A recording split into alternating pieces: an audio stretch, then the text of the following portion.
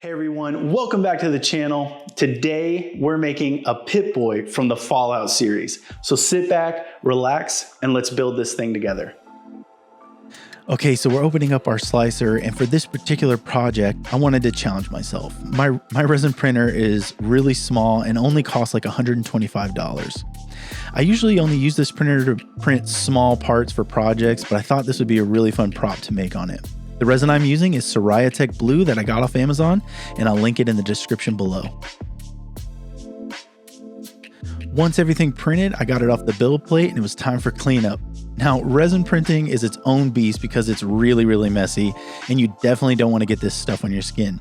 So here, I'm putting it in the jankiest alcohol bath you can possibly imagine. Once everything is washed, it goes under a UV light to cure, and you can also leave these out in the sun to cure too. Our next step is to glue some parts in, test fit, and clean up any imperfections we see.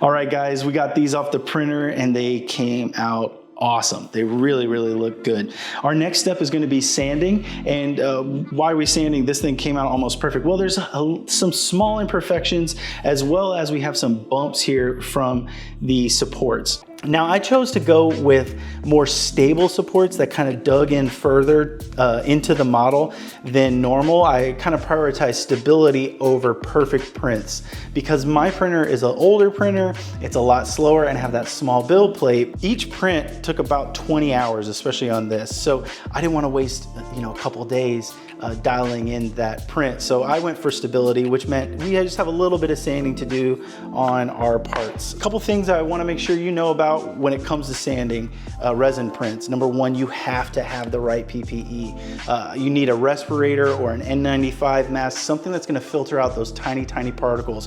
When you sand resin, it gets into a fine powder that can easily become airborne, and obviously you're sanding, so it will become airborne.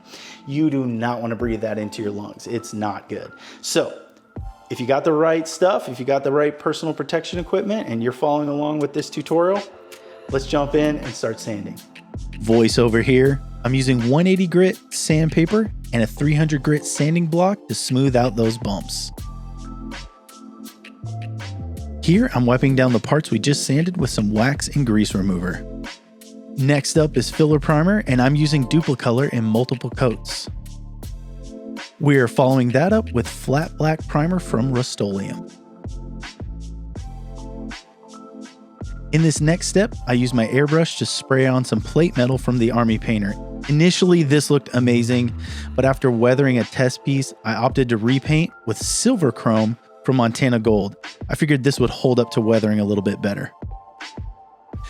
Okay, so here's the challenging part, the electronics. Now, pro tip, if you're ever doing small electronics, buy helping hands. It's gonna save you a lot of headache and it's much safer. I didn't do that and I really wish I had. We're creating a simple circuit that goes from our battery to a switch and then to a barrel jack that will power our Arduino board. Once that circuit is complete, I just loaded the code I downloaded from Mystery Makers, and here's what the screen looks like. Next step was to cover some foam with brown flannel for the inside. I used some fabric glue to hold everything together and set it aside to cure. Once we had that done, it was time for a test fit of all the electronics to make sure everything worked. I added a few details like knobs and other parts, and I also painted a few of the other little small details off camera too. After that, once I confirmed everything worked and fit properly, I disassembled it and got ready for my favorite part, weathering. Okay, time for some weathering. This part is where the prop really comes to life. I'm using brown and black acrylic paint that is watered down to about the consistency of ink.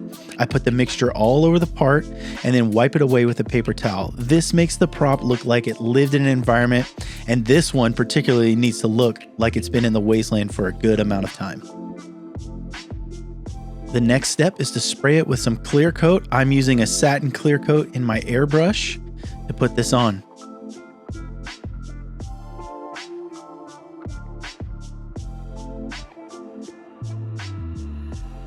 And our last step is final assembly and hot gluing our brown liner into the prop. And here's the final result.